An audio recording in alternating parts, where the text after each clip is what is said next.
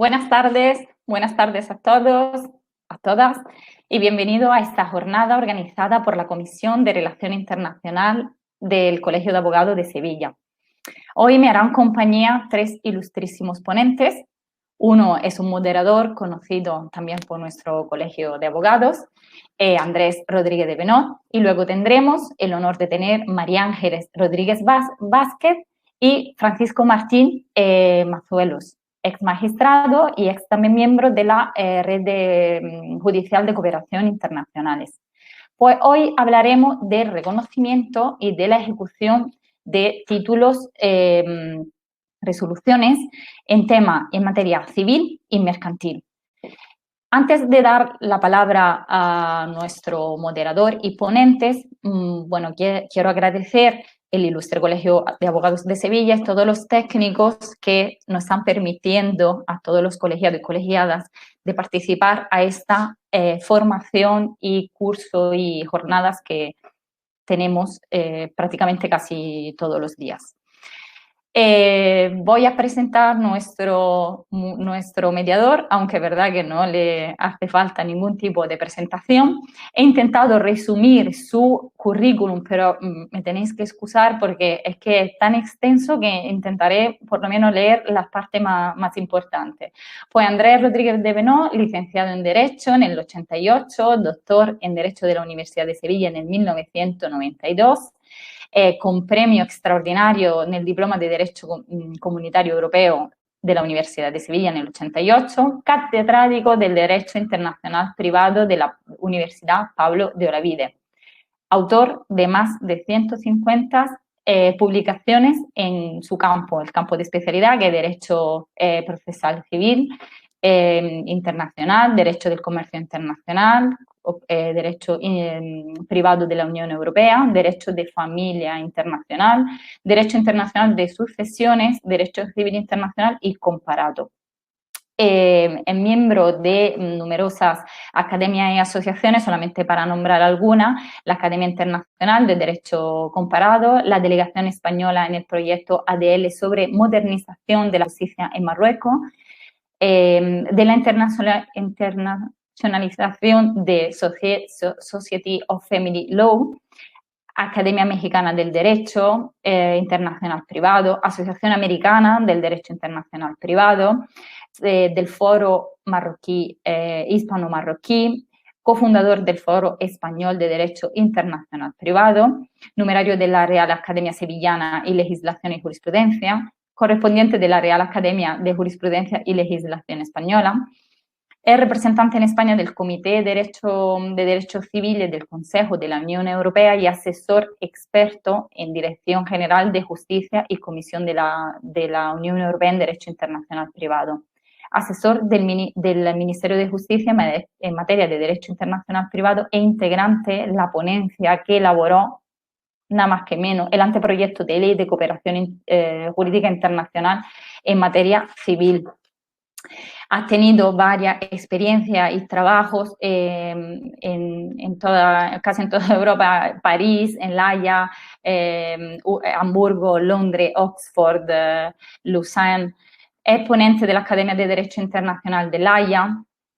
Actualmente es director de la Cátedra de Derecho Notarial Internacional y Comparado entre el Colegio Notarial de Andalucía y la Universidad Pablo de Olavide. Están organizando varias jornadas. El 18 tendremos, si no me equivoco, ya la tercera o la cuarta del programa que han instituido.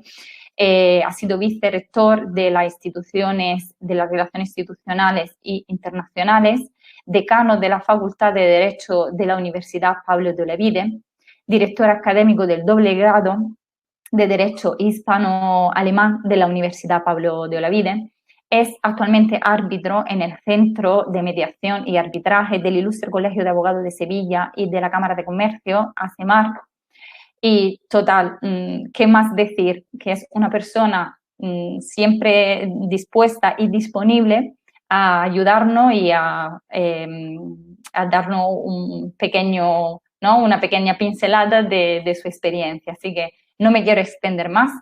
Os presento el moderador de la jornada de hoy, Andrés Rodríguez de Benot, y os dejaré a él que presenten los ilustres ponentes que nos harán compañía durante esta tarde. Así que muchísimas gracias y espero que disfrutéis. Muchas gracias, querida Martina, por tu cariñosa presentación. Para mí es un placer acompañar al colegio y a tantos asistentes al seminario que tenemos esta tarde por delante. Y tengo que, además, reconocer públicamente la tarea que está realizando el Colegio de Abogados de Sevilla en estos temas y muy particularmente la Comisión de Relaciones Internacionales que codirige doña Martina Mastrantoni, que ha tenido el detalle de presentarme. Para la sesión de esta tarde tenemos dos ponencias a cargo de dos excelentes profesionales que vamos a organizar del siguiente modo. En primer lugar, va a intervenir doña María Ángeles Rodríguez Vázquez y seguidamente lo hará don Francisco Martín Mazuelos. Cada una de ellas durará unos 30 minutos aproximadamente y después de sus dos intervenciones tendremos hasta las 20:45 como máximo pues un turno de preguntas para intervención del público, aclaraciones, dudas, etcétera. De manera que vamos a comenzar con la primera parte de la tarde, que se refiere a la ponencia que va a impartir doña María Ángeles Rodríguez Vázquez. Ella se licenció y se doctoró en Derecho en la Universidad de Sevilla. Precisamente fue autora de una tesis doctoral que rompió en la doctrina española porque analizó por primera vez con detalle y profundidad, con una gran brillantez, pues la cuestión del reconocimiento y ejecución de decisiones judiciales en el ámbito europeo, en concreto en el entonces Convenio de Bruselas de 1968 y Reglamento de la Unión Europea 1215. Desde el curso 97-98 imparte docencia en la Universidad de Sevilla, tanto en grado y en posgrado, especialmente en el ámbito del derecho internacional privado, pero también lo ha hecho en otros sectores, en otros ámbitos geográficos, tanto en Europa, por ejemplo, en la Facultad de Derecho de Chambéry, en la Universidad de Saboya, y en el Instituto de Investigaciones Jurídicas de la UNAM, la Universidad Nacional Autónoma de México. Las líneas de investigación de la doctora Rodríguez Vázquez son muy amplias, pero básicamente coinciden o se concentran en el derecho de extranjería por una parte, en el derecho de familia internacional por otra y sobre todo en el derecho procesal civil internacional, que es lo que nos trae esta tarde. En este sector, por ejemplo, ella es autora de dos celebradas monografías publicadas en editoriales de enorme prestigio, una precisamente sobre la denegación de la eficacia de sentencias europeas por indefensión del demandado y otra sobre el título ejecutivo europeo. Además, en esta y en otras líneas ha publicado decenas de trabajos, artículos, colaboraciones en obras colectivas, etcétera, publicadas en revistas de prestigio españolas y extranjeras y en editoriales de primer nivel. Dentro de esa faceta investigadora, ella pertenece a sí mismo o ha pertenecido a diversos proyectos de investigación a nivel europeo, muy particularmente en el ámbito de la cooperación judicial civil, en el ámbito también estatal y en el ámbito autonómico. Actualmente es integrante del equipo de trabajo de la exitosa cátedra Jean Monnet en materia de Derecho de Familia y Sucesiones en la Unión Europea, que dirige nuestra querida colega, la profesora Campuzano Díaz, y que tiene su sede en la Facultad de Derecho de la Universidad de Sevilla. Ha impartido igualmente ponencias de comunicaciones desde todo ámbito del derecho internacional privado, tanto en España y fuera de España, y por destacar algún último dato de ella, pues ha realizado estancias de investigación en centros prestigiosos como la Facultad de Derecho de la Universidad de París I, Panteón Sorbona, o el Instituto Universitario Europeo con sede en Florencia. Ella es precisamente la persona mejor indicada para hablarnos del tema que nos trae esta tarde, que se refiere precisamente a los mecanismos para la ejecución de las resoluciones judiciales en el espacio judicial europeo. De modo que cuando quiera, pues tiene la palabra. Muchas gracias. Pues bien, buenas tardes. Los problemas del directo. Buenas tardes, les decía, bienvenidos a todos a esta sesión de trabajo y antes que nada quiero agradecer al ilustre Colegio de Abogados de Sevilla la invitación que me ha realizado para participar en estas jornadas, especialmente a Martina Mastrantoni. Querida Martina, muchísimas gracias por tu iniciativa y por tu labor de coordinación. A César y a María, sin ellos, sin su apoyo logístico, esta jornada virtual, como nos ha cambiado la vida en un año, sin ellos, les decía, esta jornada virtual no se hubiese podido realizar. A mi querido compañero, el profesor Rodríguez Benós, gracias Andrés por tu presentación y, cómo no, a todos vosotros por vuestra asistencia. Pues bien, mi ponencia lleva por título Mecanismos para la ejecución de resoluciones judiciales en el espacio europeo. Y para exponerla voy a dividir mis 30 minutos aproximadamente en 3 ejes o en 3 centros. En primer lugar, voy a presentar de situar la materia, voy a exponer unos conceptos genéricos que sirvan de recordatorio. A continuación, presentaré el marco normativo y, por último, ya entraré de lleno en la ejecución de resoluciones judiciales extranjeras en España. El punto de partida, la realidad de la que quiero partir para que todos empecemos ya a reflexionar de dónde venimos y hacia dónde vamos. La realidad, el punto de partida es el siguiente. En España, en los últimos años, de un tiempo a esta parte, la litigación transfronteriza en materia civil y mercantil se ha incrementado. Cada vez más frecuente, piensen, por ejemplo, que nuestros clientes, imaginen, por ejemplo, una empresa sevillana dedicada a la producción de aceite de oliva. Que nuestros clientes soliciten nuestro asesoramiento para presentar una demanda para reclamar una deuda contra un deudor domiciliado en el extranjero. La mayor parte de asuntos de consultas en este sentido van relacionadas con contratos de compra-venta, con contratos de distribución y, en muchas ocasiones, con accidentes de tráfico. Hay que reconocer que en el ámbito transfronterizo los litigios en materia de consumo no son muy elevados, puesto que su cuantía a veces no justifica, en ocasiones, plantear un pleito judicial. Pero junto a estas consultas, cada vez es más frecuente que en la cartera de abogados españoles entren asuntos relativos al reconocimiento y ejecución de resoluciones judiciales extranjeras. Piensen, por ejemplo, que nos encontramos ante una sentencia de condena pecuniaria y que el demandado deudor tiene su patrimonio en España. En este caso, el asesoramiento irá dirigido a solicitar la ejecución de la sentencia en nuestro país para el posterior embargo de los bienes y su ejecución forzosa. Pues bien, punto de partida. Cada vez es más frecuente la litigación transfronteriza en materia civil y mercantil. Y ante esta realidad, la principal dificultad que puede encontrarse el operador jurídico es identificar el conocimiento y la correcta aplicación de los distintos instrumentos normativos. De ahí la importancia de seguir insistiendo en la formación y especialización de abogados y jueces, contando para ello, como hoy, por ejemplo, con el Colegio de Abogados, la Escuela Judicial y, como no, siempre la implicación necesaria de la universidad. Cuando hablamos de ejecución de resoluciones judiciales extranjeras, nos situamos en el plano de la eficacia extraterritorial de una resolución judicial. El punto de partida es que una resolución judicial se dicta en el ejercicio de la potestad jurisdiccional y, en virtud del principio de soberanía, esa sentencia solo produce efectos en el territorio del Estado donde es dictada. Es decir, sin más, una sentencia no produce efectos fuera del país donde es dictada. Pero claro, puede ocurrir que a nuestro cliente le interese o le sea útil solicitar que esa sentencia tenga efectos fuera de ese país. Piensen, por ejemplo, en el efecto de cosa juzgada, piensen en el efecto registral o en sentencias de condena en el efecto ejecutivo. Pues bien, si a un letrado o a una letrada se le presenta un asunto de estas características, solicitar en España el reconocimiento y ejecución de una resolución judicial en materia civil y mercantil, mi consejo es que realice un diagnóstico del caso. Es decir, hay que estudiar el caso que tenemos ante nosotros para dar una respuesta satisfactoria. Y el diagnóstico del caso lo tienen que hacer para despejar 2 dudas o 2 incógnitas. La primera, la sentencia.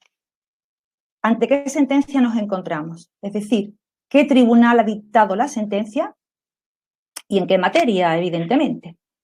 Y, en segundo lugar, ¿cuál es la pretensión de nuestro cliente? Si nuestro cliente es el vencedor en el extranjero, claro está que querrá su ejecución en España, pero si nuestro cliente fuese el deudor, pues como imaginarán, lo que querrá o lo que pretenderá será oponerse a la ejecución de esa sentencia. Muchos son los instrumentos internacionales, tanto convenios como reglamentos, que no voy a proceder a enumerar ni por tiempo ni porque les quiero aburrir con esta sesión de trabajo. Les decía que muchos son los instrumentos internacionales que regulan el reconocimiento y ejecución de resoluciones judiciales extranjeras en España. En su defecto, aplicarán, como saben, bien la Ley de Cooperación Jurídica Internacional en materia civil o bien una ley especial que en nuestro ordenamiento regula la eficacia de resoluciones judiciales extranjeras. Estoy pensando, por ejemplo, en la Ley de Jurisdicción Voluntaria o en la Ley Concursal. Se trata este sector, el de la eficacia extraterritorial de resoluciones judiciales extranjeras, en un sector especialmente complejo, especialmente difícil.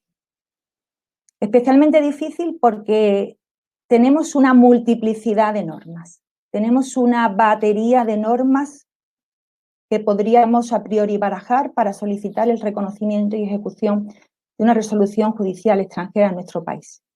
Primera dificultad, les decía, la multiplicidad de normas. En segundo lugar, porque todas las normas no funcionan de la misma forma, ni todas las normas prevén los mismos mecanismos de eficacia.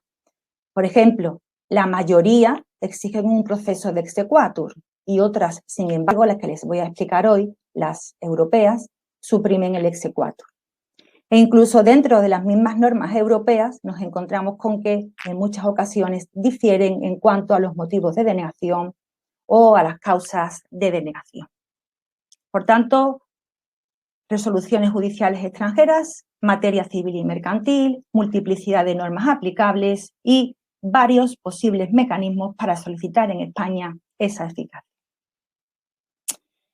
La verdadera creación de un espacio judicial europeo, de un espacio integrado, requiere mecanismos rápidos, soluciones rápidas para la eficacia de esas sentencias.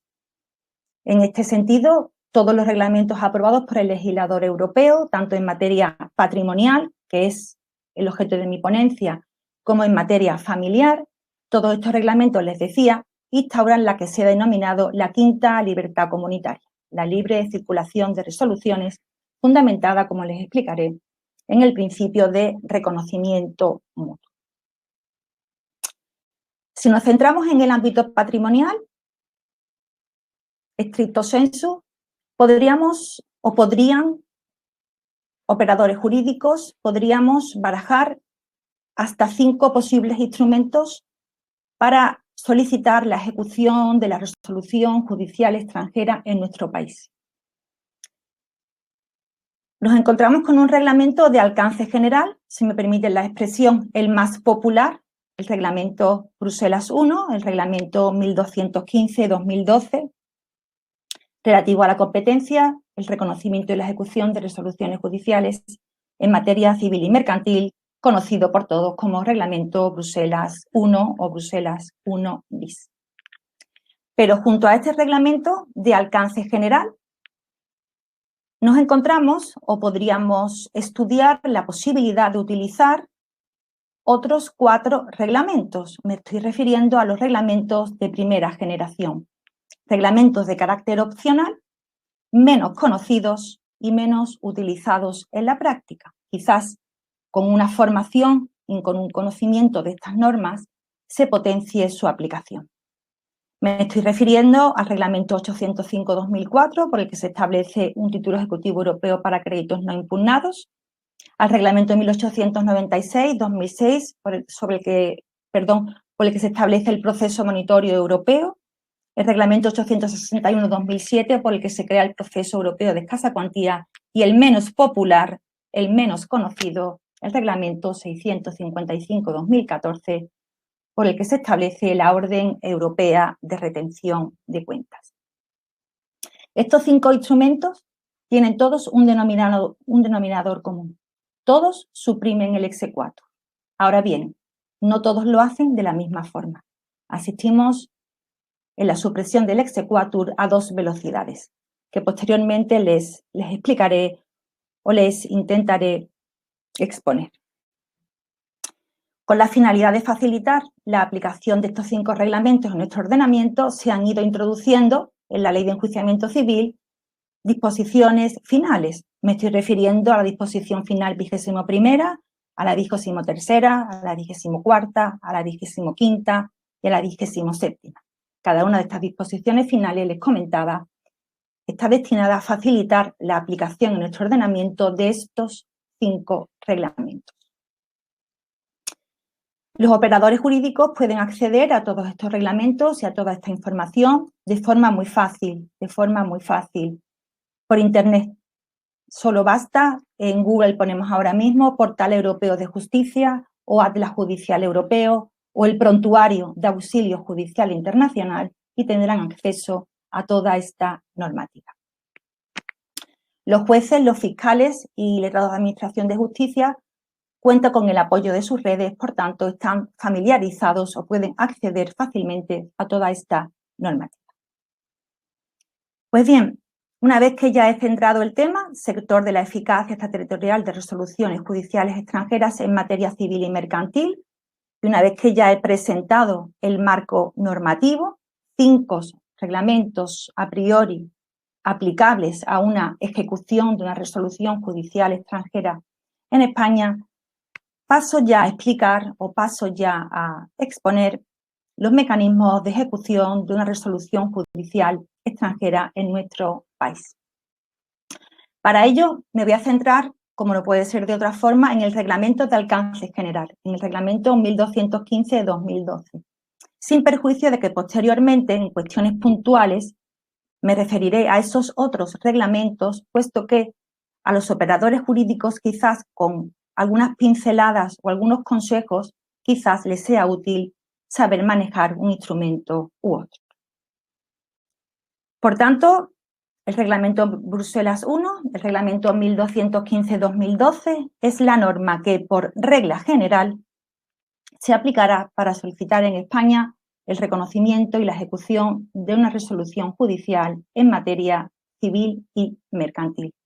Recuerden que si es una sentencia dictada en un tercer estado, recuerden que este reglamento no será de aplicación y tendrán que barajar, consultando el prontuario o consultando el Atlas, tendrán que barajar la posible aplicación de otro instrumento internacional.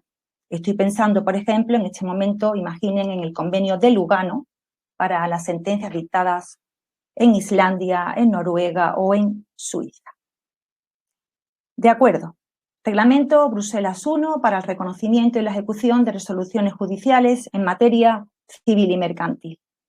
Y al respecto tengo que realizar o hay que realizar 3 precisiones o 3 aclaraciones.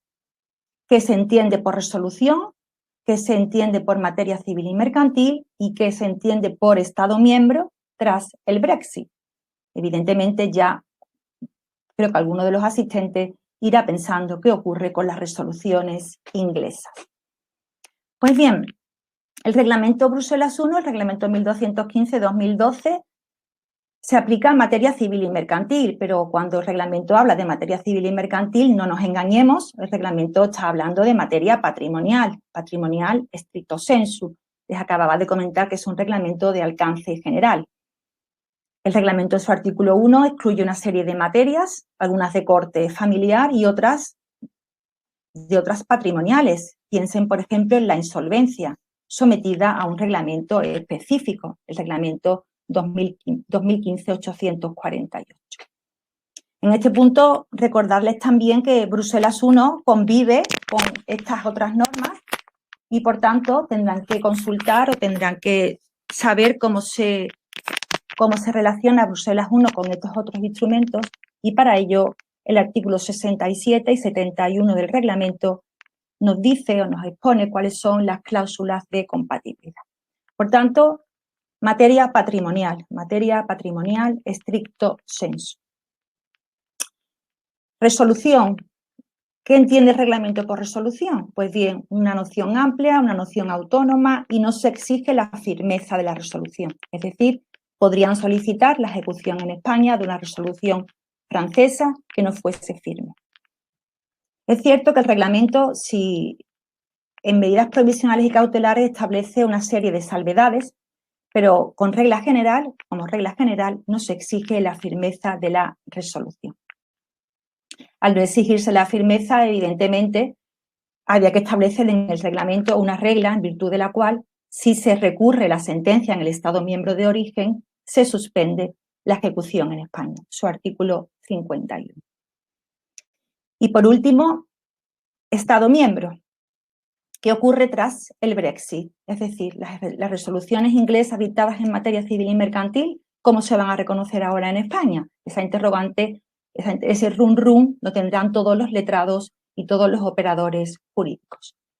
Pues bien, vamos a asistir a un periodo, no les puedo decir el tiempo cuál va a ser, pero vamos a asistir a un periodo en el que seguiremos aplicando el reglamento Bruselas I para el reconocimiento y la ejecución de resoluciones inglesas. ¿El por qué? ¿El porqué de esta afirmación?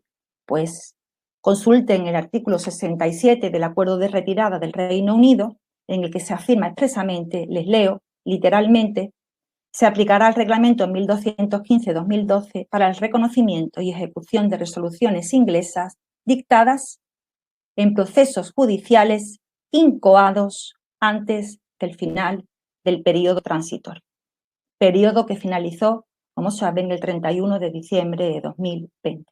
Por tanto, vamos a asistir, les decía, a un tiempo de resoluciones dictadas en procesos incoados antes del final del proceso transitorio, antes del final del periodo transitorio, y seguiremos aplicando el reglamento Bruselas I. El reglamento Bruselas I establece dos mecanismos de eficacia: el reconocimiento y el exequatur automáticos. La regla del reconocimiento automático no plantea problemas en la práctica, es una regla conocida por los operadores jurídicos, un reconocimiento sin procedimiento, la sentencia se invoca directamente y piensen, por ejemplo, que si estamos ante una sentencia de condena pecuniaria y el deudor pagó voluntariamente la deuda, puede ocurrir que pague voluntariamente la deuda, pues el reconocimiento automático les puede ser útil para, por ejemplo, el efecto de cosa juzgada o el efecto registral. Pero claro, lo lógico será, en la mayor parte de ocasiones, que el deudor no haya pagado la deuda y nos encontremos con una sentencia de condena pecuniaria en la que el deudor no ha pagado la deuda. En la práctica, una sentencia de condena pecuniaria y teniendo el patrimonio el deudor aquí en España, lo lógico será solicitar la ejecución de la sentencia. Sí, la ejecución de la sentencia. Se solicita su ejecución. La novedad del reglamento Bruselas I es el exequatur automático. Es decir, el procedimiento de exequatur, ese procedimiento acuñado en la praxis, acuñado en todas las normas internacionales, en todas las normas internas, ese proceso de exequatur, les decía, desaparece. Tradicionalmente, el exequatur se ha concebido o se concibe como un procedimiento destinado a convertir la resolución extranjera en título ejecutivo, presupuesto para su posterior ejecución. Recuerden la máxima latina, nulla executio sine titulo. Pero claro, en el espacio europeo, en un espacio integrado, el procedimiento de exequatur es un procedimiento intermedio. Es un procedimiento que obstaculiza la rápida eficacia de las resoluciones, además de producir unos gastos innecesarios y un retraso en el procedimiento. En el procedimiento de ejecución me estoy refiriendo.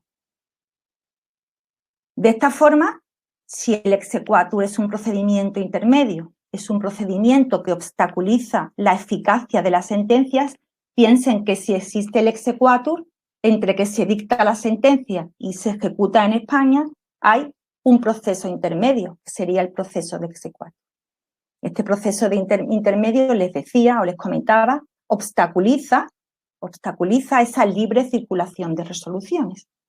De ahí que el legislador europeo, ya desde el año 99, en el famoso Consejo Europeo de Tampere, estableciese que el principio de reconocimiento mutuo debía ser la piedra angular de la cooperación judicial en materia civil y penal. En materia civil, concretamente, lo consagra el artículo 67 y el artículo 81 del Tratado de Funcionamiento de la Unión Europea. Pero fíjense,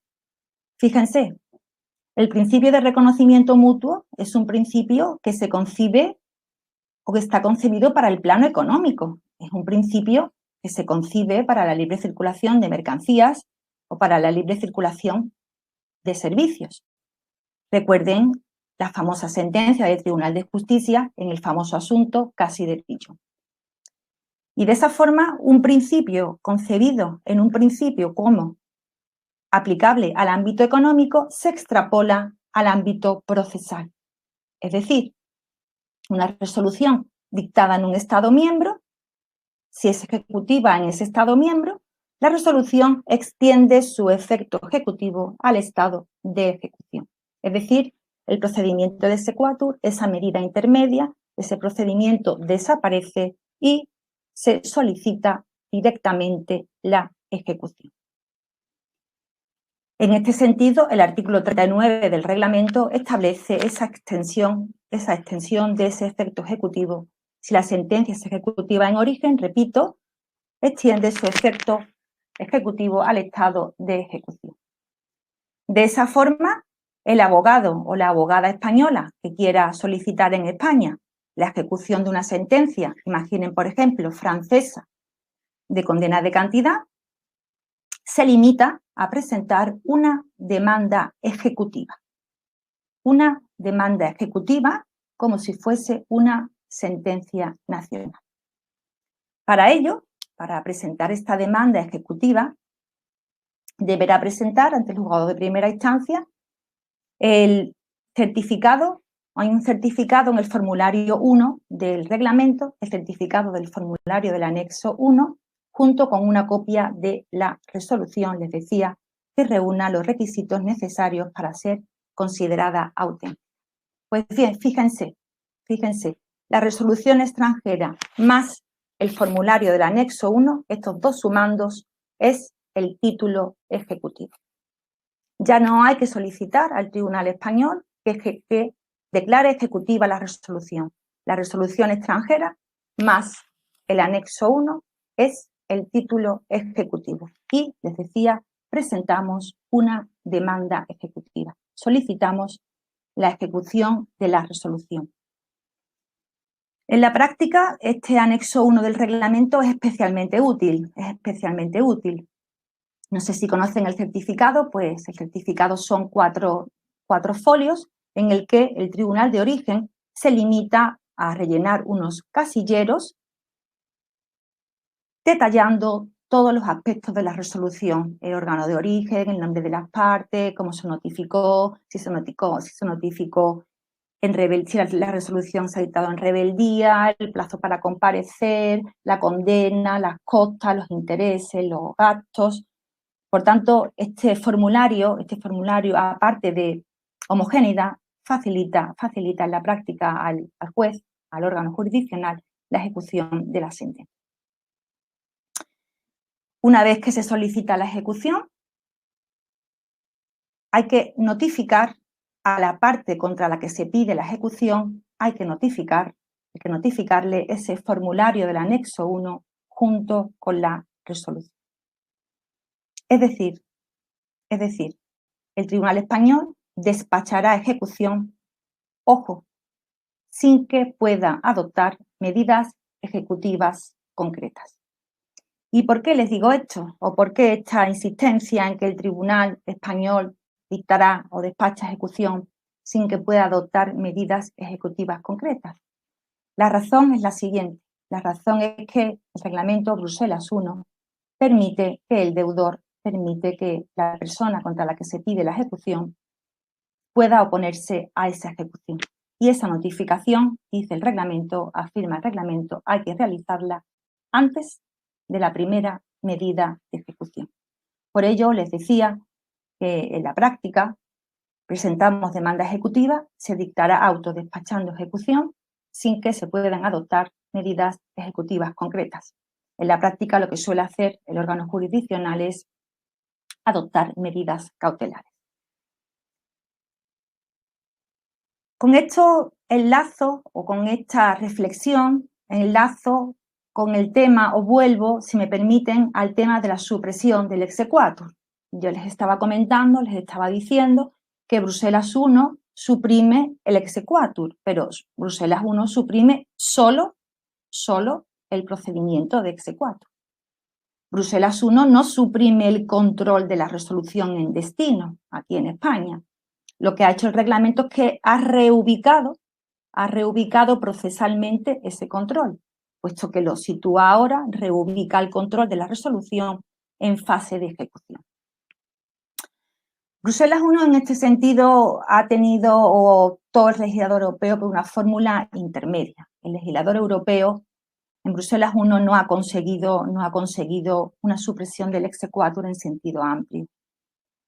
En Bruselas I se permite la oposición a la ejecución y, por tanto, Bruselas I permite el control de la resolución.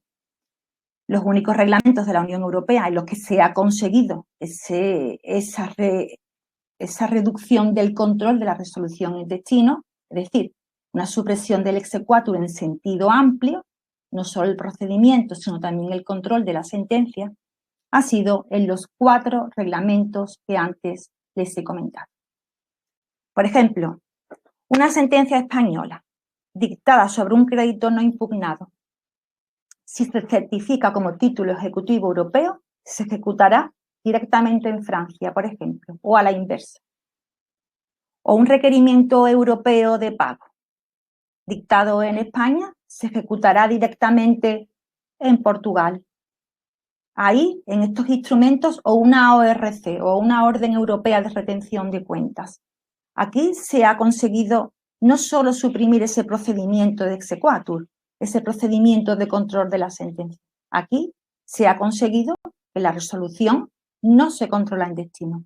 Todo el protagonismo lo asume el tribunal de origen. En Bruselas I no. En Bruselas I, en sus trabajos de reforma, hubo reticencias a esta fórmula tan, digamos, ultra.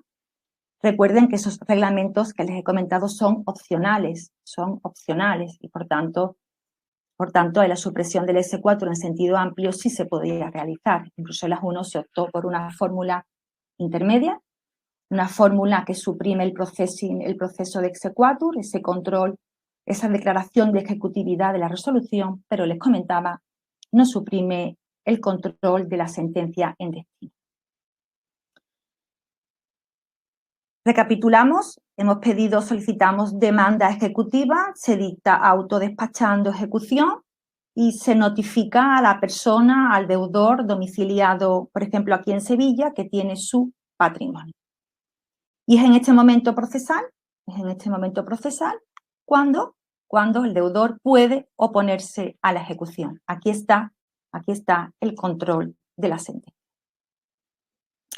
Y bien, ¿y qué motivos de oposición puede arguir el letrado o la letrada del deudor? ¿Cómo podemos oponernos a una ejecución de una resolución judicial dictada en un Estado miembro en materia patrimonial?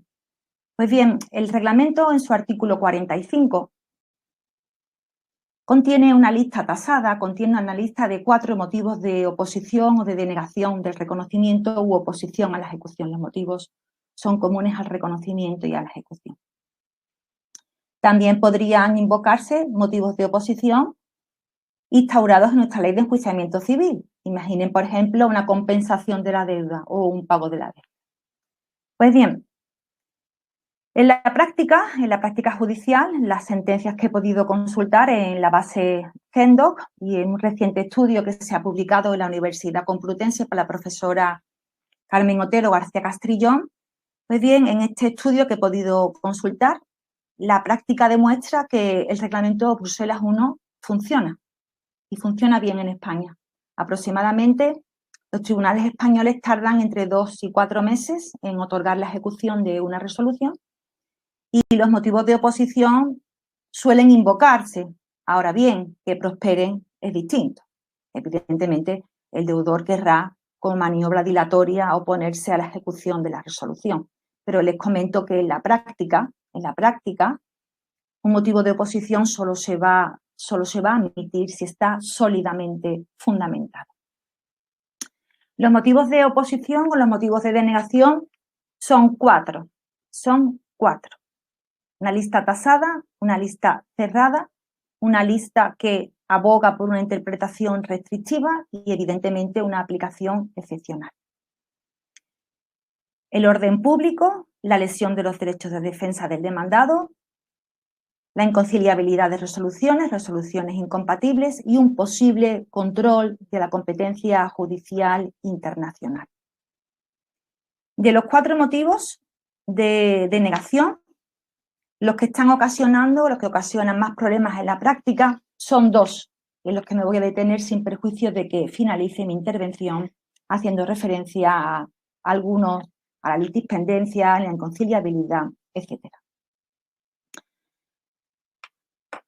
Les comentaba que en la práctica, de los 4 motivos de denegación, perdón, de los 4 motivos de denegación o de oposición, les comentaba que en la práctica está ocasionando muchos problemas, o el que más se invoca, si me permiten, el que más se invoca, evidentemente, imaginarán cuál es: la lesión de los derechos de defensa del demandado en el proceso de origen. Es el motivo al que más se recurre y al que más se invoca para intentar oponerse a la ejecución de la sentencia. Ahora bien, este motivo de oposición en el reglamento es un motivo de oposición que está configurado de una forma especial, ahora les explicaré el porqué, y es un motivo que a su vez tiene lagunas y por ello provoca problemas. El reglamento solo contempla o solo prevé que existe lesión del derecho de defensa del demandado si la sentencia fue dictada en rebeldía. Por tanto, primera premisa, si el demandado comparece, no encaja en la letra de la norma. No podríamos invocar este motivo de oposición. Repito, tiene que ser una resolución dictada en rebeldía, pero ¿todas las sentencias dictadas en rebeldía? Evidentemente no. Una cosa es una rebeldía a la fuerza y otra cosa es un rebelde por conveniencia. El reglamento solo ampara, o el reglamento solo protege al rebelde a la fuerza. Es decir, un demandado rebelde al que no se le notifica la demanda en forma y en tiempo, con tiempo suficiente para defenderse, es decir, esa rebeldía va unida a 2 garantías: notificación en forma y notificación en tiempo. Y además el reglamento exige que si el deudor, si el demandado pudo recurrir en origen la resolución, tuvo que recurrirla en origen. Vamos a ver, lo que nos quiere decir el reglamento es lo siguiente: señores, en fase de ejecución no se defiende uno, es decir, la defensa es en origen, el cauce natural de la defensa es en origen. Por tanto, si el demandado pudo recurrir la sentencia en origen y no lo hizo voluntariamente, la sentencia se va a ejecutar. Por tanto, una concepción del derecho de defensa que solo ampara al demandado rebelde a la fuerza. Un demandado rebelde que no puede comparecer, no que no quiso comparecer, porque eso que no quiso comparecer, que pague las consecuencias de su decisión. Un demandado, les decía, un rebelde a la fuerza. Claro, así configurada la norma, nos plantea 2 problemas en la práctica. El primero, ¿qué ocurre si se produce una lesión del derecho de defensa distinta de la contemplada expresamente en la norma? Piensen, por ejemplo, un demandado al que se le notifica en forma y en tiempo la demanda, pero por fuerza mayor. Imaginen que tiene un accidente de tráfico y está en la UCI de Virgen del Rocío. Ese demandado notificado en tiempo y en forma y que no puede recurrir por causa de fuerza mayor, ese demandado no es digno de protección. O piensen, por ejemplo, un demandado que comparece y que sufre una lesión del derecho de defensa. Imaginen, por ejemplo, los procesos sumarios de cobro que existen, por ejemplo, en el derecho anglosajón. Procesos sumarios en los que, en muchas ocasiones, los deudores ven mermados sus derechos de defensa. O piensen, por ejemplo, que el demandado comparece y es privado de la asistencia letrada. El caso Cronbach, por ejemplo. O que no tiene derecho a una sentencia motivada. Es decir, se pueden producir en la práctica supuestos de lesión de los derechos de defensa que la letra de la norma no ampara. En este sentido, la jurisprudencia, tanto la del Tribunal de Justicia de la Unión Europea como la jurisprudencia nacional, da cabida, ya da entrada plenamente al orden público, es decir, el orden público en su dimensión procesal. Es decir, ¿qué sentido tiene una cláusula de orden público en un reglamento en materia patrimonial? Un motivo de denegación, este motivo de denegación siempre va a ser de aplicación, eso sí, de forma excepcional, cuando se produzcan lesiones de derechos de defensa distintas, les decía, de las contempladas expresamente en la norma. Pero, ¿ocurre algo? Pero les comentaba que la norma está ocasionando muchos problemas en la jurisprudencia española y la jurisprudencia del Tribunal de Justicia de la Unión Europea cuando la sentencia se dicta en rebeldía por una notificación por edictos. Esto es lo que en la práctica está ocasionando, les decía, más problemas.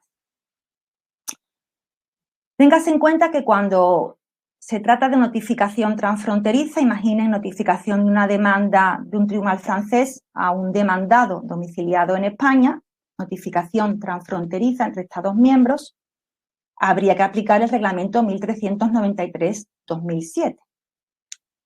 Pero claro, el reglamento 1393/2007, en su artículo 2, les leo expresamente, afirma que no será de aplicación si el domicilio del destinatario es desconocido.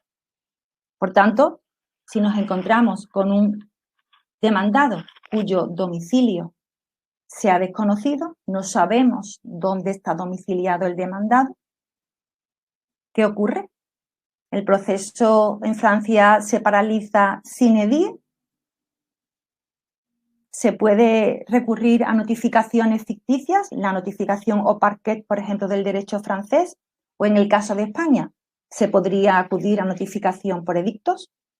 Pues bien, que el proceso sea transfronterizo no tiene que asustarnos, La jurisprudencia del Tribunal de Justicia y la jurisprudencia española, en este sentido, que les voy a comentar una sentencia del Constitucional reciente, la jurisprudencia española, la jurisprudencia del Tribunal de Justicia, viene afirmando que si el deudor está domiciliado en el extranjero, pues hay que agotar todas las posibles vías, es decir, recurrir a edictos o a notificaciones ficticias siempre en último lugar. Siempre en último lugar. No porque esté en el extranjero, no porque esté domiciliado en el extranjero y el domicilio sea desconocido, pues yo me desentiendo y digo, yo no pude localizarle, pues yo recurro a notificación por edicto. No.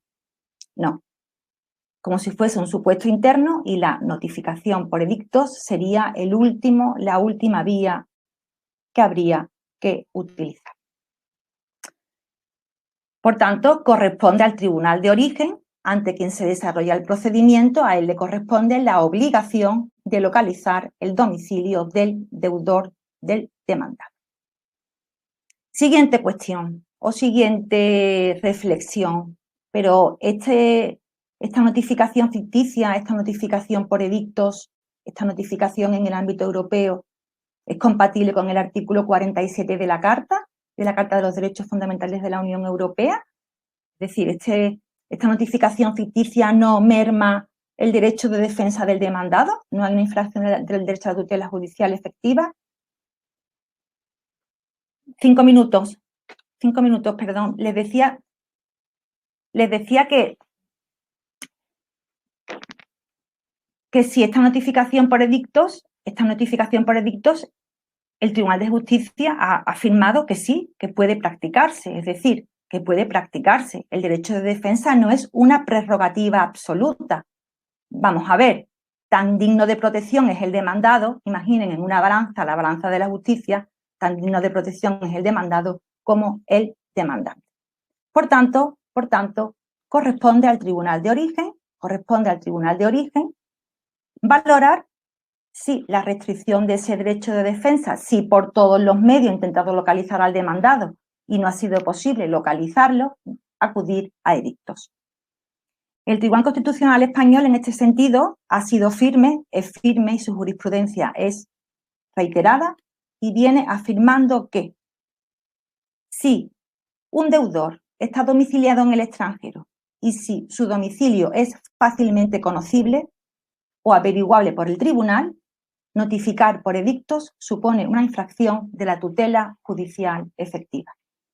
Recientemente, en una sentencia constitucional, la sentencia 242-2020, con el famoso actor Christopher Lee, con domicilio en el Reino Unido, un dominio de Internet y una página web, pues al parecer, un juzgado de Burgos parecía que a él no le era fácil averiguar el domicilio de Christopher Lee.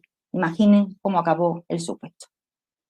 Pues bien, junto a estos dos motivos de denegación, ya termino, el reglamento prevé también que pueda denegarse la ejecución por una inconciliabilidad de sentencias que son inconciliables. En España hay una sentencia sobre lo mismo entre las mismas partes, por tanto, se deniega la ejecución a la sentencia extranjera. Y también podrían pensar, ¿y si el tribunal de origen no era competente? Nos oponemos a la ejecución. No les aconsejo que utilicen este motivo de denegación. El reglamento Bruselas I solo permite un control de la competencia si vuestro cliente, por ejemplo, fuese la parte demandada y la parte débil y se vulneró el foro de protección o si se vulneró un foro exclusivo. Pues bien, puesto que el procedimiento de ejecución stricto sensu se remite ya a la ley española, terminan aquí mis reflexiones, mis valoraciones sobre los mecanismos de ejecución de resoluciones judiciales extranjeras en España. Agradezco a todos vuestra atención y quedo a vuestra disposición para solucionar las dudas o preguntas que se les hayan ido planteando. Muchas gracias. Muchas gracias, querida profesora Rodríguez Vázquez, por tu brillante intervención tan clara, tan precisa, tan detallada como siempre, que nos pone en el marco del esquema normativo que tenemos en la Unión Europea para el reconocimiento y ejecución de resoluciones judiciales. Seguidamente vamos a abordar la perspectiva jurisprudencial, la perspectiva del juez, a cargo de don Francisco Martín Mazuelos, que es también alguien muy querido por todos nosotros y un experto en esta misma materia en lo que se refiere a su función jurisdiccional. Él se licenció en Derecho por la Universidad de Granada y precisamente al terminar sus estudios pues se incorporó, esta es una de sus facetas que quiero destacar en su currículum, se incorporó, a la docencia universitaria y de hecho fue ayudante de clases prácticas durante 3 años en el ámbito del derecho civil en esa universidad, en su universidad de origen de Granada.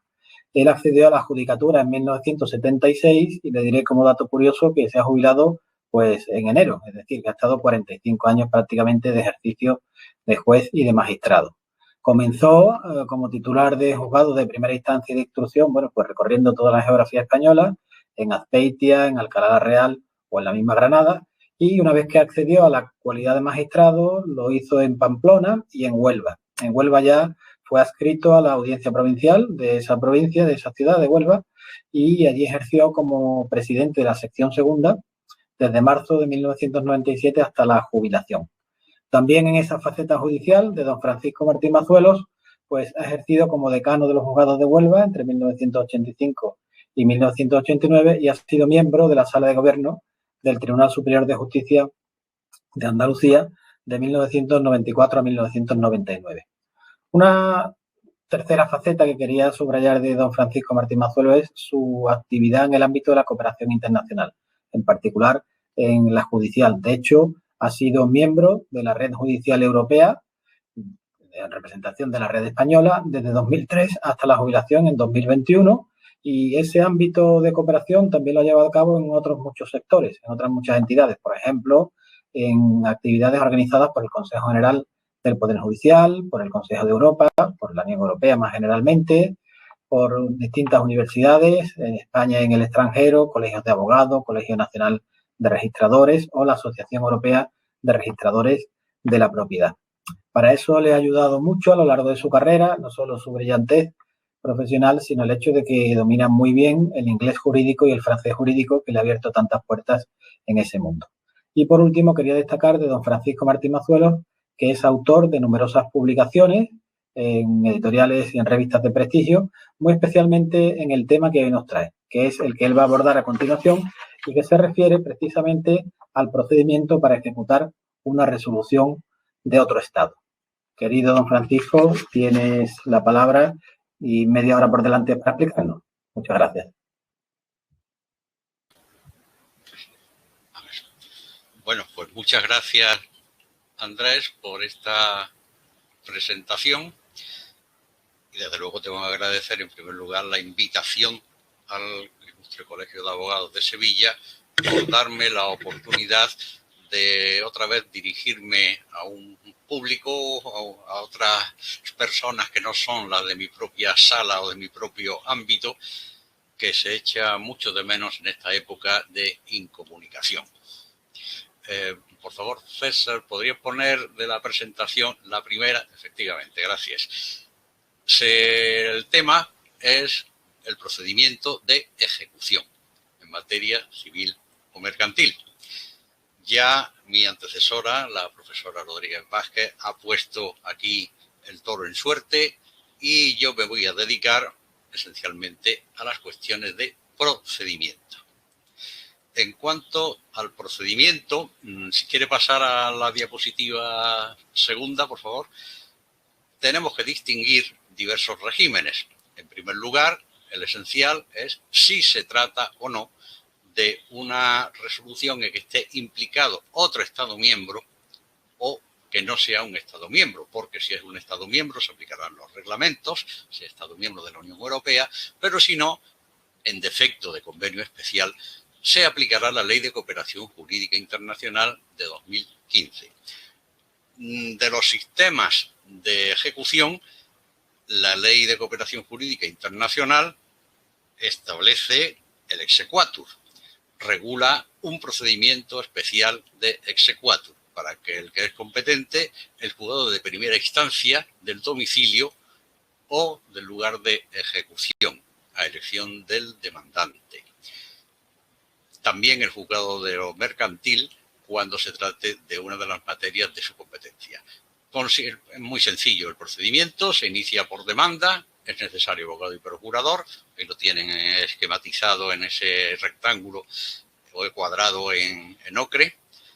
Hay que presentar la copia legalizada de la resolución, la justificación de su firmeza y de la notificación, en el caso de que sea en rebeldía, así como la traducción correspondiente. De esa demanda se da traslado al demandado, a la persona contra la que se va a ejecutar y al Ministerio Fiscal para que se pueda oponer en el plazo de 30 días aportando los documentos oportunos y sin más se dicta auto. Cabe recurso de apelación, ulterior casación e infracción procesal.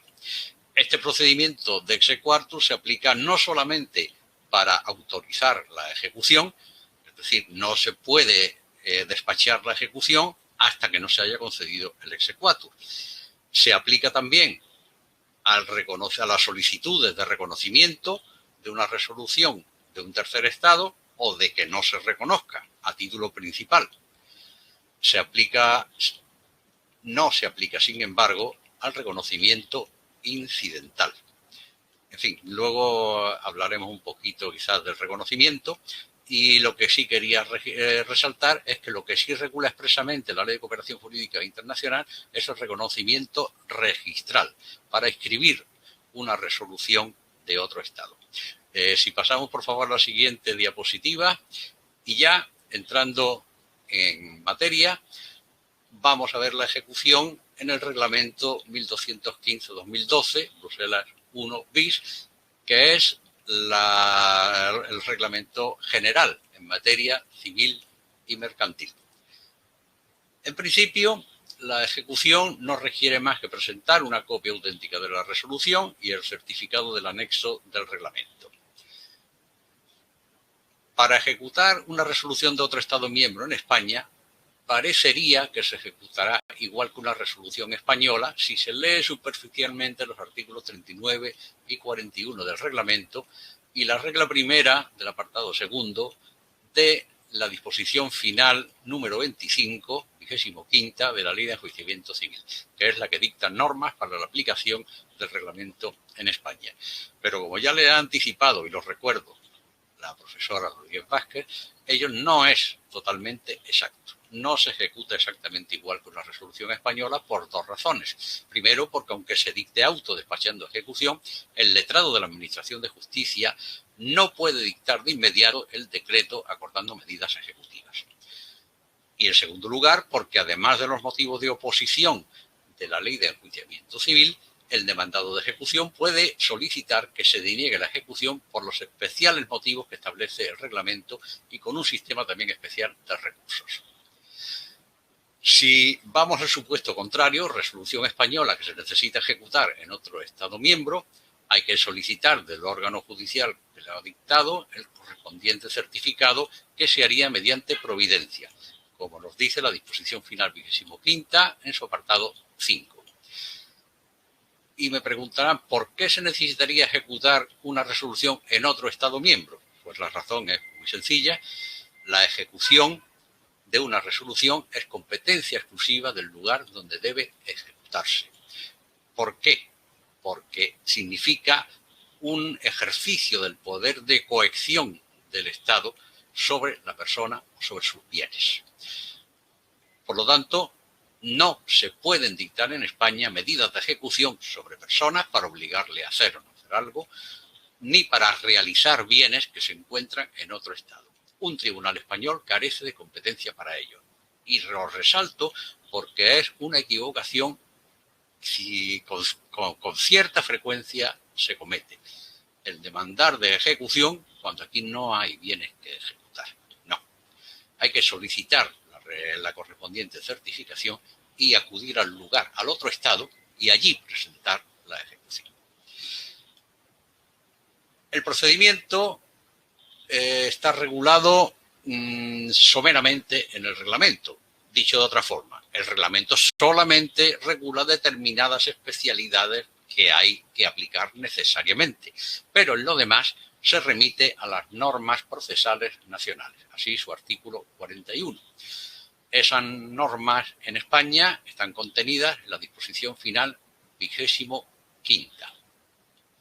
Esta disposición final, la verdad es que ha merecido críticas porque peca por exceso y por defecto. Me explico. Peca por exceso porque se copia o reproduce el reglamento. Quizás lo haga pretendiendo un efecto didáctico, pero puede llevar a confusiones. Primero, porque en alguna ocasión esa copia no es totalmente correcta. Y sobre todo, porque si hay algún cambio en la norma europea, ya se plantearía la duda o la confusión si quien quiere aplicarla acude a la ley de enjuiciamiento civil. No. Siempre, como ya sabemos, el reglamento es de superior jerarquía. Y por lo tanto, la modificación del reglamento estaría en vigor, aunque no se recoja en esta disposición final 25ª. Y en segundo lugar, peca por defecto, porque hay aspectos procedimentales que podrían y deberían haberse resuelto para eliminar dudas y, sin embargo, nos quedan lagunas. Y de eso, en su momento oportuno, ahora trataremos caso por caso. En primer lugar, la competencia para la ejecución. Esta es una materia omitida en el reglamento. Pero no solamente se omite en el reglamento, se omite también en la disposición final 25ª. El reglamento solamente prevé que cada Estado miembro comunique a la Comisión los órganos competentes para denegar la ejecución, no para la ejecución misma. Tenemos que acudir, por tanto, a la legislación general española. Está contenida en este aspecto en la Ley Orgánica del Poder Judicial, que al establecer cada órgano establece cuáles son sus competencias generales, competencia objetiva, estamos hablando, material, por razón de la materia. Concretamente, el artículo 85 de la Ley Orgánica del Poder Judicial, en su apartado 5, atribuye a los juzgados de primera instancia el conocimiento de las solicitudes de reconocimiento y ejecución de resoluciones judiciales extranjeras, a no ser que con arreglo a los tratados u otras normas internacionales corresponda su conocimiento a otro juzgado o tribunal. Yo no conozco ninguna otra norma que no sea la paralela de la misma ley orgánica del Poder Judicial relativa a los juzgados de lo mercantil, que se encuentra en el artículo 86 ter de la Ley Orgánica del Poder Judicial en su apartado tercero. Esta doble competencia también la hemos visto antes para el exequatur de la Ley de Cooperación Jurídica Internacional. Claro que en este segundo caso lo que no soluciona la disposición final 25ª es la discordancia entre la competencia para la ejecución del juzgado de lo mercantil y la competencia para la denegación que la misma disposición final atribuye al juzgado de primera instancia que conozca de la ejecución. Bien. Por otro lado, hay que tener en cuenta que el reglamento incluye en el concepto de materia civil, como ya se ha adelantado, no solamente lo que cada Estado miembro considera materia civil. En derecho europeo se manejan conceptos autónomos, que en hecho ha insistido siempre el Tribunal de Justicia. Así, el reglamento incluye dentro de la materia civil y mercantil las obligaciones derivadas del contrato individual de trabajo. También la responsabilidad derivada de delito establecida en una sentencia dictada por un tribunal penal. También la responsabilidad de la administración, salvo que actúe iuri imperie. Y sabemos que aquí cuando pedimos la responsabilidad de la administración patrimonial, aunque no sea materia administrativa, la competencia es de la jurisdicción contencioso administrativa. Bien, pues si vemos el contrato individual de trabajo que conoce la jurisdicción social, el juzgado de lo social carecería de competencia, su competencia carece de todo apoyo normativo. Si pensamos también en una resolución dictada por un tribunal penal en otro estado, aquí creo que no podemos decir que tiene que conocer un tribunal penal también. No existe ninguna norma que lo ampare y además, ¿cuál tribunal sería? Juzgado de instrucción, juzgado de lo penal, audiencia provincial, incluso tribunal del jurado. En el ámbito de la responsabilidad patrimonial de la administración, pues otro tanto. Contamos también con otro argumento, que es que la disposición final 25ª, en su apartado 2, regla segunda, nos dice que la ejecución se llevará a cabo en todo caso, y subrayo, en todo caso, conforme a las disposiciones de esta ley, es decir, la ley de enjuiciamiento civil. Bueno, pues a pesar de todo esto, tengo que citar un auto dictado por la Sala Especial de Conflictos del Tribunal Supremo el 16 de octubre de 2019, que en el caso de una indemnización por un despido otorgada por un tribunal francés, se plantea un conflicto negativo de competencia en que el juzgado de primera instancia y el juzgado de lo social ambos dicen que no son competentes, y entonces la sala competente del Tribunal Supremo, bajo ponencia, también tengo que decirlo, de una magistrada de la sala de lo social, pues, en fin, ahí da una serie de argumentos que concluyen diciendo que la competencia es del juzgado de lo social. Es una sola resolución, esperemos que no se repita, porque la verdad es que plantea muchos problemas y sobre todo que carece de apoyo normativo. No hay en realidad ninguna razón para que lo que es simplemente una ejecución la tenga que llevar a cabo otro juzgado que no sea el de primera instancia, tratándose en el ámbito europeo de una materia civil y mercantil. La competencia territorial es otra laguna u omisión. Por lo tanto, tenemos que acudir, a falta de otra disposición expresa, al artículo 545 de la Ley de Enjuiciamiento Civil. No puede aplicarse ni el número 1 ni el número 2, habremos de estar a lo dispuesto en el número 3, el lugar que corresponda conforme a los artículos 50 y 51, esencialmente el domicilio del demandado, y a elección del ejecutante el lugar del cumplimiento de la obligación según el título o cualquier lugar en que se encuentren bienes del ejecutado que puedan ser embargados. La necesidad de representación de abogado y procurador, a falta de norma especial también, normas generales de la Ley de Enjuiciamiento Civil. Respecto a la ejecución, el artículo 539, cuando sea preceptiva en el proceso la intervención de abogado y procurador, cuando la cuantía sea mayor de 2.000 euros. La demanda de ejecución ya misma no reviste ninguna especialidad respecto a lo dispuesto en la Ley de Enjuiciamiento Civil, aparte de los documentos acompañantes. En primer lugar, el certificado del modelo oficial del reglamento. Este documento tiene que notificarse.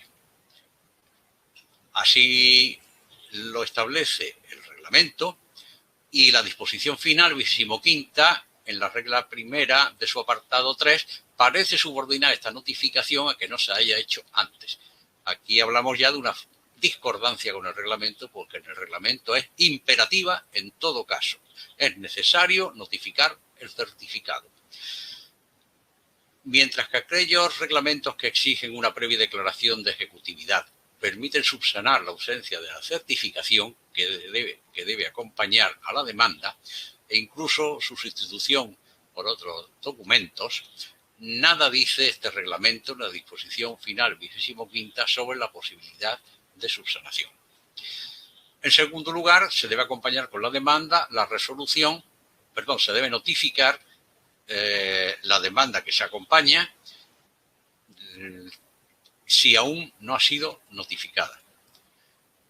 Los detalles sobre la existencia de notificación y la lengua en que se ha verificado son objeto de apartados específicos de la certificación. Ahí los tenemos especificados.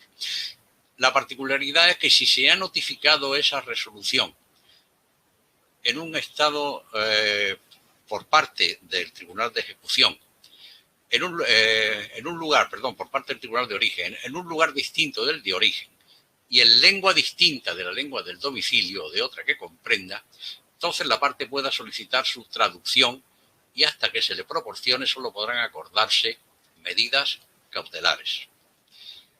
Entonces, hay que acompañar estos dos documentos, hay que notificar siempre el certificado, hay que notificar la resolución solamente si no ha sido notificada y si esta notificación es en un Estado miembro distinto del de origen y en lengua distinta del domicilio del demandado de otra que comprenda, puede el ejecutado solicitar la traducción estableciendo la disposición final 25ª un plazo de 5 días.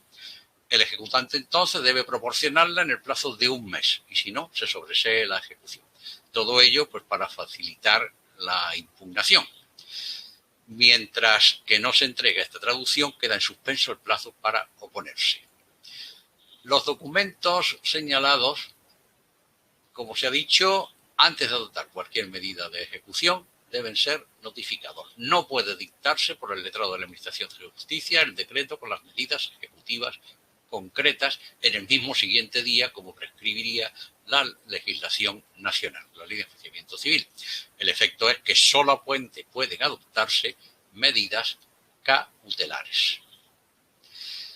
Lo que no aclara la disposición final 25ª es si esas medidas cautelares pueden decretarse de oficio, como se hace con las ejecutivas, porque no son contenido de la demanda de ejecución, o si por el contrario debe solicitarlas el demandante. Es prudente que en la demanda se soliciten para así evitar problemas y que el demandado pues, pueda eludir su responsabilidad. La denegación de la ejecución es objeto del apartado 4 de la disposición final 25ª, el procedimiento para la denegación. Ya ha expuesto la profesora Rodríguez Vázquez que hay una serie de motivos establecidos por el reglamento por los cuales se puede denegar la ejecución. El procedimiento comienza por demanda. El reglamento en el artículo 46 establece que es necesaria instancia de parte para que se deniegue la ejecución. No se hace de oficio. Esta demanda se debe interponer en el plazo de 20 días desde la notificación del auto despachando la ejecución. Es el mismo plazo que se señala para oponerse a la ejecución por los motivos de la Ley de Enjuiciamiento Civil. Exige la regla primera de este apartado 4 la forma de demanda del artículo 437 de la Ley de Enjuiciamiento Civil. En el momento de redactarse esta disposición final 25ª por Ley 29 de 2015 de 30 de julio, bastaba demanda sucinta, pero a partir de la reforma de esta Ley de Enjuiciamiento Civil, escasos meses después, por la 42/2015 de 5 de octubre, es precisa la demanda en forma exigida para el juicio ordinario, a menos que no se actúe con abogado y procurador. Esta demanda es el momento también preclusivo para proponer prueba y para solicitar vista. La exigencia de demanda, sin que baste un mero escrito de oposición, tiene como consecuencia en el que no es posible presentarla ante el juzgado de primera instancia, sino que es independiente de la oposición conforme a la ley de enjuiciamiento civil que se presenta ante el mismo juzgado. La demanda debe presentarse en la oficina de reparto, aunque acabe repartida al mismo juzgado. Y de hecho habrá un intervalo en el que el juzgado pues, pueda ignorar si se ha interpuesto o no se ha interpuesto esta demanda y si lo ha sido dentro de plazo. El reglamento no establece ninguna norma imperativa concreta sobre esta cuestión, pero sí se refiere a él considerando 30. Dice que debe poder invocar en el mismo procedimiento y en la medida de lo posible y de acuerdo con el ordenamiento jurídico del Estado miembro requerido, además de los motivos de denegación previstos en el presente reglamento, también aquellos que establezca el derecho nacional. Es decir, que aconseja que en el mismo procedimiento se invoque estos motivos de denegación, cosa que aquí hemos visto que no es exactamente así. Podría haberse remitido el legislador español al procedimiento para la oposición, que está perfectamente regulado en nuestra ley de enjuiciamiento civil. Origina además esta disposición final 25ª un grave problema. Supongamos que el demandado de ejecución se opone ante el mismo juzgado de primera instancia. ¿Qué consecuencias tendría para él? Pienso que el juzgado pues, no puede admitir sencillamente por defecto de forma. Sí podría admitirse que, en fin, que inste a la subsanación, lo cual nos plantea ya dos problemas. Primero, que conforme a la jurisprudencia del Tribunal Constitucional, habrá de hacerlo diligentemente para que tenga tiempo el demandado a oponerse, pero dentro del plazo legal, no después. Y todos sabemos que muchas veces el ejecutado agota el plazo para oponerse, con lo cual se quedaría totalmente indefenso. Bien, pasamos al siguiente paso, que es el traslado de la demanda.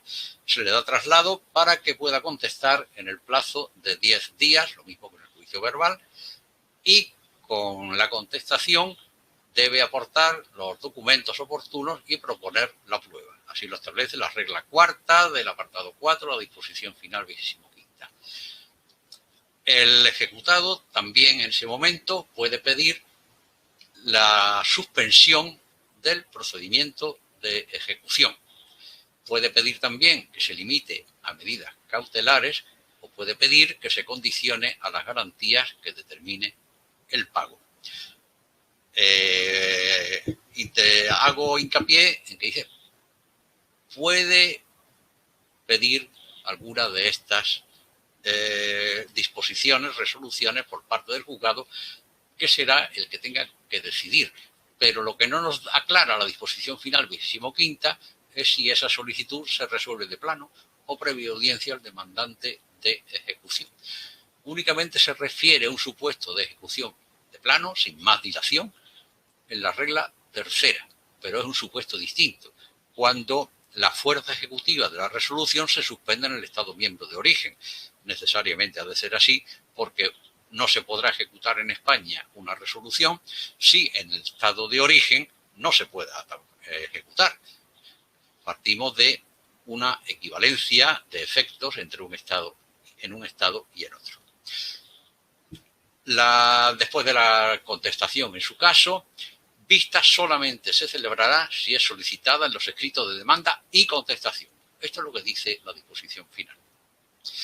También nos dice que, aunque se pida, no se acordará cuando la única prueba a practicar sea la de documentos no impugnados o informes que no precisen ratificación. Así es la regla segunda y quinta del apartado 4. El procedimiento finaliza mediante el dictado de un auto. Especialidad del reglamento son los recursos que caben. En el reglamento se establece necesariamente un primer recurso y optativamente un segundo en el caso de que el Estado miembro pues así lo haya comunicado a la Comisión. En España cabe recurso de apelación, nos dice la disposición final, contra la sentencia dictada, cabe recurso de apelación. Y luego, además, contra la sentencia dictada en segunda instancia, recursos por infracción procesal y recurso de casación. Choca, en primer lugar, que nos diga contra la sentencia dictada en segunda instancia, porque lo lógico sería que si en apelación su objeto es un auto, lo que dicte la audiencia sea también un auto y no una sentencia, lo cual nos plantea, en fin, un problema de forma que no tenemos muy claro. Permite recurso de casación. Bien, respecto al recurso de casación, que puede originar considerables dilaciones, como es de imaginar, solo cabe por los motivos del reglamento. Y además, solo cabe por infracción de la doctrina jurisprudencial. Este recurso por interés casacional, como sabemos, pues tiene muchas dificultades y yo creo que hasta ahora no se ha admitido quizás ninguno. Esa sería una forma de quizás de remediar esas dilaciones que puede originar, las dificultades prácticas. El que solo cabe por interés casacional es ya antigua jurisprudencia del Tribunal Supremo desde el convenio de Bruselas. La infracción procesal ha sido introducida por este reglamento, no existía en el antiguo sistema de los reglamentos, y hay que tener en cuenta que la infracción será la cometida en este procedimiento, no en el procedimiento de origen en el cual se ha dictado la resolución a ejecutar.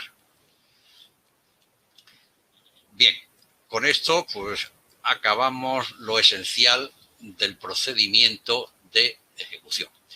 Este procedimiento de la regla cuarta es aplicable también a la denegación de documentos, de la ejecución de documentos públicos, de transacciones y también para el reconocimiento a título principal o la denegación de reconocimiento a título principal.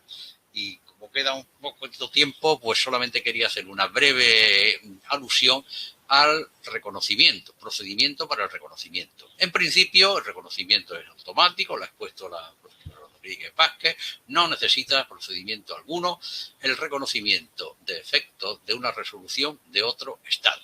Así el artículo 36.1. Pero, sin embargo, la parte, sea el favorecido por la resolución o el perjudicado por ella, puede pedir primero que se reconozca y el segundo que no se reconozca, sobre todo cuando hay una tercera persona que se opone o que no esté proclive a conceder ese reconocimiento. El reconocimiento, en definitiva, es la invocación de la resolución de otro Estado para que en otro Estado miembro se avenga a reconocer sus efectos. Esta invocación puede hacerse, y lo dice el reglamento, no solamente ante... Perdón, me estoy metiendo ya en el reconocimiento incidental. No me hagan caso, que me he saltado. Aquí acabo con lo que es el reconocimiento o no reconocimiento a título principal. Ahora veamos el reconocimiento incidental. El reconocimiento incidental es cuando se presenta, se invoca una resolución en un procedimiento en otro Estado miembro. Y aquí es donde viene a cuento lo que había empezado a decir, que el reglamento admite la presentación no solamente en un procedimiento judicial, sino también ante una autoridad de cualquier otra clase, no registral. En un procedimiento, tanto el demandante, sea el principal como el reconvencional, como el demandado, o bien el solicitante u otra persona interesada en un procedimiento jurisdiccional, no jurisdiccional, puede invocar una resolución de otro Estado, sea para fundar su pretensión o petición, o bien sea para oponerse a ella. Pensemos en que se reclama la entrega de un bien con base a una resolución contractual decretada en otro Estado, o se solicita la inscripción la cancelación, mejor dicho, de la inscripción registral de la titularidad, con base a la misma sentencia, o bien que se plantee una cuestión de naturaleza tributaria o catastral por tal motivo. Bien, el apartado tercero del artículo 36 se limita a asignar la competencia para este reconocimiento incidental al mismo órgano jurisdiccional que está conociendo el procedimiento principal, pero no propiamente el reconocimiento, porque el reconocimiento es automático, sino, como muy bien dice, la denegación del reconocimiento, cuando esta denegación se invocare como cuestión incidental ante un órgano jurisdiccional de un Estado miembro. También nos dice que se podrá suspender el procedimiento principal si alguna de las partes solicita una declaración de que debe denegarse el reconocimiento o de que no existen motivos para denegarlo. Es decir, si lo que se pide es el reconocimiento o no reconocimiento a título principal, en un procedimiento dirigido expresamente a ello. La diferencia de efectos entre uno y otro es que el reconocimiento a título principal causa efecto de cosa juzgada, mientras que el incidental solo se hace a fin de dictar la resolución como presupuesto para la resolución del procedimiento en el cual se ha aportado y, por lo tanto, solamente produce efectos en ese procedimiento, no erga omnes. La disposición final en la regla número 25, en su apartado primero, regla segunda, se remite al procedimiento establecido en los artículos 388 y siguientes de esta ley de enjuiciamiento civil. La común posición doctrinal parece ser, quizá con alguna excepción, que debe abrirse el trámite incidental. Sin embargo, esta postura, la verdad es que en la práctica no es muy acertada, entiendo, por dos razones. En primer lugar, que el artículo 388 solo remite al procedimiento especial incidental cuando no señale la ley otra tramitación. Nuestra Ley de Cooperación Jurídica Internacional, en su artículo 44, para este reconocimiento incidental se limita a decir que deberá pronunciarse en el seno de cada procedimiento según los dispuestos en las leyes procesales. Y su preámbulo es el que explica, con palabras muy expresivas, que se ha evitado una referencia a un incidente, conforme al artículo 388 y siguientes, permitiéndose que se lleve a cabo de forma más ágil y sencilla en el seno de cada procedimiento, según las leyes procesales, ya que el procedimiento incidental de los artículos 388 y siguientes parece diseñado para otro tipo de cuestiones y supondría encajar un exequatur en un procedimiento abierto, cuando la solución puede ser más sencilla al plantearse normalmente el reconocimiento como base de la estimación o desestimación de la pretensión principal, o bien, si se tratase de resolver con carácter previo una excepción procesal, en tal momento puede apreciarse también la aptitud del documento para probar las pretensiones. La segunda razón es que el planteamiento de una cuestión incidental exige una expresa solicitud por escrito, en el que el solicitante proponga la prueba que su derecho interese e indique si ha de suspenderse o no el procedimiento principal. No creo que cuando una parte presente una resolución, la oposición a su reconocimiento que plantee la contraria, sin formular demanda incidental, lleve a un juez a no tener en cuenta su oposición a la hora de resolver. Ejemplo típico es la cosa juzgada y paradigmático. En la Ley de Enjuiciamiento Civil se considera una excepción y establece una tramitación procesal específica en su artículo 421, número 3.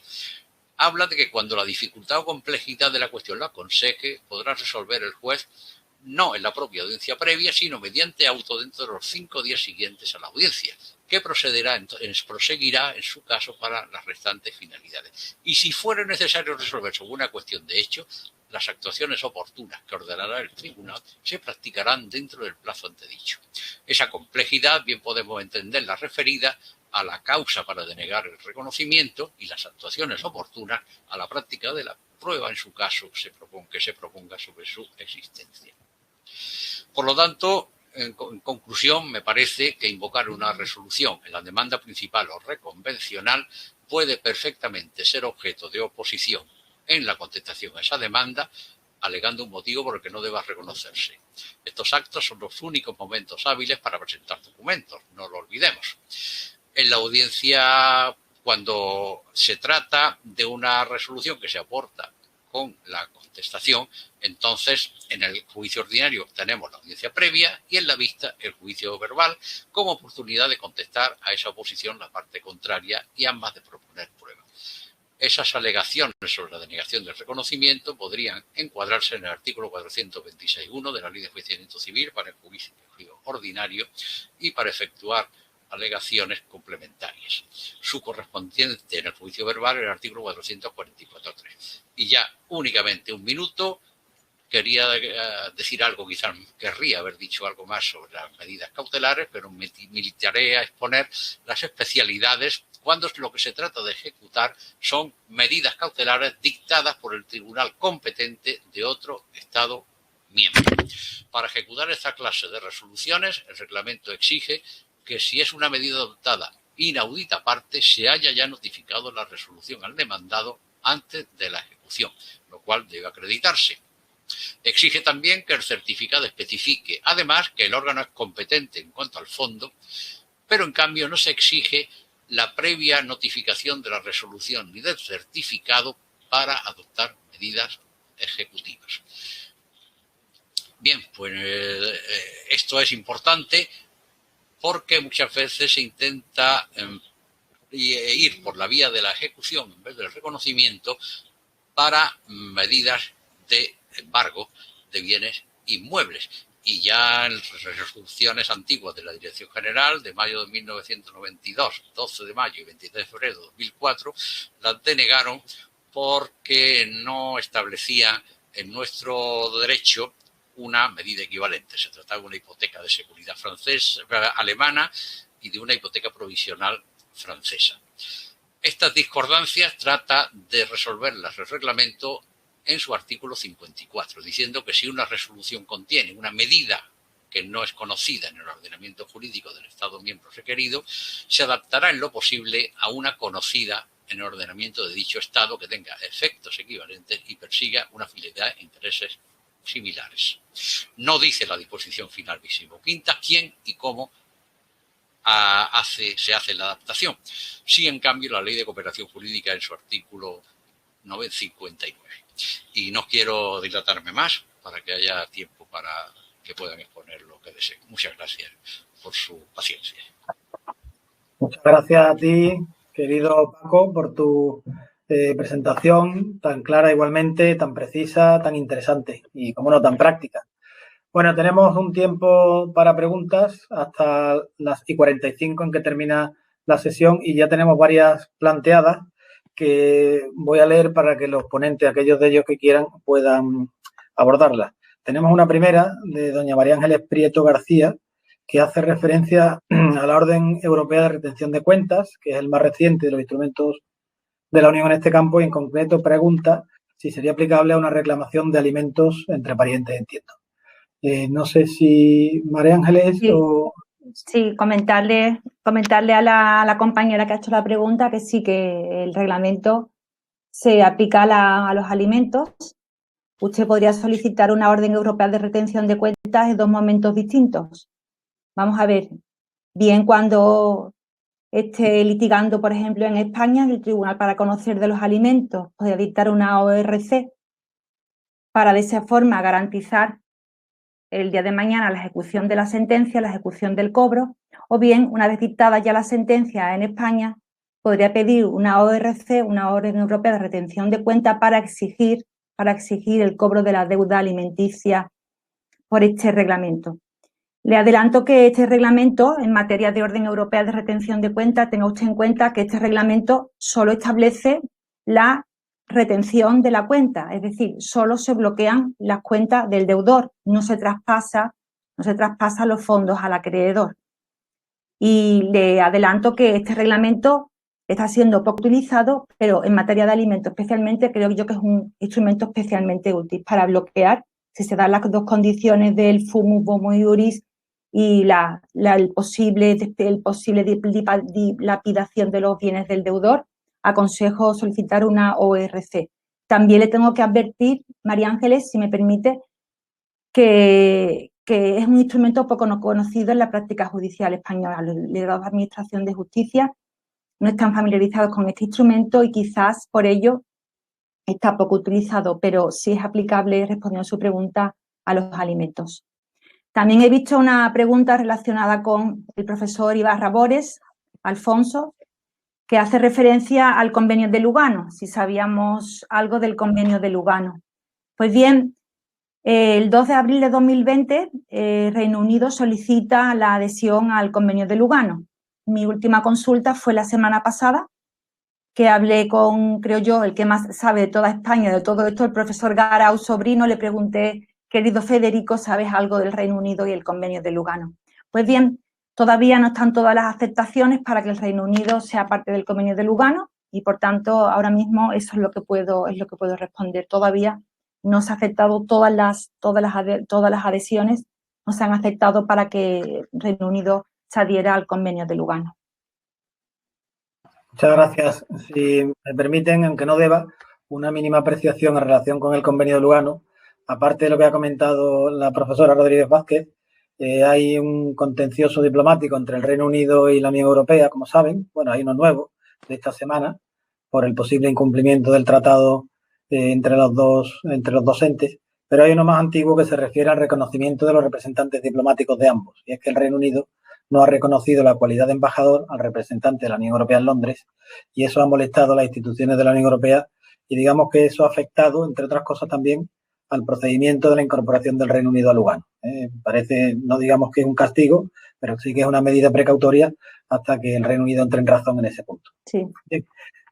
Tenemos un par de preguntas más, una de don Manuel Bellido Mengual, y en concreto plantea si se puede solicitar la ejecución de una resolución en el marco del reglamento 1215 al mismo tiempo en varios países. No sé si alguno de vosotros, María Ángeles o Francisco. Sí, evidentemente, si el deudor tiene patrimonio disperso en diversos Estados miembros, podría solicitar la ejecución. El reglamento en ningún momento establece que se pueda pedir una sola ejecución. Usted lo que quiere, supongo, es satisfacer el cobro de su deuda, y si el patrimonio del deudor está disperso por diversos Estados miembros, podría solicitar en cada Estado miembro la ejecución de la resolución, evidentemente. No sé si mi compañero Francisco Martín Mazuelos quiere apuntar algo. Pues no, totalmente de acuerdo. Es más, en el caso de que haya bienes en España y bienes en otro Estado miembro, pues tendría que pedir dos ejecuciones. Exactamente, simultáneamente, evidentemente. El problema práctico sería luego, naturalmente, coordinar las ejecuciones para que no pueda cobrar más de la cuenta, pero en fin, eso es otra cuestión. Por lo menos que cobre algo. Eso estaba previsto en el reglamento de retención de cuenta, pero aquí no se dice nada. Y la disposición final, vigésimo quinta, tampoco dice nada, claro. Gracias. Tenemos otra pregunta, igualmente doña María Ángeles Prieto García. En particular se refiere a un auto se entiende de autoridad española, despachando una ejecución, y esa ejecución quiere llevarse a cabo sobre una cuenta corriente de una entidad bancaria ubicada en Portugal. Y pregunta que si hay que actuar naturalmente sobre la cuenta bancaria en Portugal. Pues yo creo que la solución que está bien claro, ¿no? Si el bien está fuera de España, aquí no se puede embargar. Se podrá pedir, como medida cautelar, como ha dicho María Ángeles, una retención de cuentas, pero como medida cautelar, no como medida de ejecución. Tendrá que solicitar la ejecución donde esté la cuenta, en Portugal. Bien, muchas gracias. No sé si hay alguna otra nueva pregunta por el chat. Aparentemente no. No, creo que no. Pues entonces, casi llegando a la hora prevista para el cierre, no puedo que agradecer a estos fantásticos ponentes que hemos tenido hoy, con los que hemos aprendido muchísimo. Así que muchísimas gracias a María Ángeles, muchísimas gracias a don Francisco y Andrés, así como siempre. Eres uno más de casa. Sí. Muchas gracias a vosotros por la invitación y espero que hayáis disfrutado de una buena tarde de trabajo. Espero que la próxima vez sea presencial. Estupendo. Un placer, como siempre. Pues nada, un placer y un saludo a todos. Muchísimas gracias. Igualmente. Hasta luego. Gracias. Adiós. Gracias, César, y gracias, María. Adiós. Hasta la próxima. César y María, muchas gracias también. Adiós. Hasta luego. Adiós.